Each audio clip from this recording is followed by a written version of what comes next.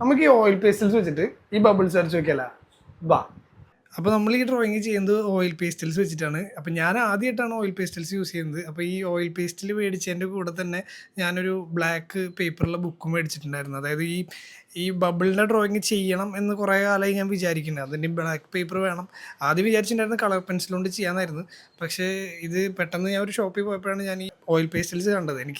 ഞാൻ ഇതുവരെ യൂസ് ചെയ്യാത്ത കാരണം ഒരു കൗതുകം തോന്നി. ഇതൊന്ന് യൂസ് ചെയ്ത് നോക്കാമെന്നുള്ളൊരു മൂഡിലെടുത്ത സാധനമാണിത്. അപ്പോൾ സംഭവം അടിപൊളിയാണ്. ഭയങ്കര ബ്രൈറ്റായിട്ട് വരുന്ന സാധനമാണ്. നമ്മൾ ഭയങ്കര ഫ്രീ സ്റ്റൈലായിട്ട് വരയ്ക്കാം. അതായത് ഭയങ്കര ഡീറ്റെയിൽ ചെയ്ത് ചെയ്യണം എന്നുള്ളൊരു മൂഡിലല്ല എന്നുണ്ടെങ്കിൽ നമുക്ക് ഒരു ഫൺ രീതിയിൽ വരച്ചു പോകാൻ പറ്റിയൊരു സാധനമാണ് ഈ ഓയിൽ പേസ്റ്റൽസ്. അതായത് നമുക്ക് നമ്മളുടെ മൈൻഡിലൊരു പിക്ചർ ഉണ്ടെന്നുണ്ടെങ്കിൽ അത് കറക്റ്റായിട്ട് പേപ്പറിലേക്ക് കൊണ്ടുവരാൻ പറ്റും. അതായത് ഈ ഭയങ്കര ഡീറ്റെയിൽഡ് ഡ്രോയിങ് അല്ലാണ്ട് ക്രിയേറ്റീവായിട്ട് എന്തെങ്കിലും ചെയ്യാനുള്ളൊരു ഒരു മൈൻഡ് സെറ്റിലാണ് ഇരിക്കണമെന്നുണ്ടെങ്കിൽ ഒരു ബെറ്റർ ഓപ്ഷനാണ് ഈ ഒരു പേസ്റ്റൽസ് എന്ന് പറയുന്നത്.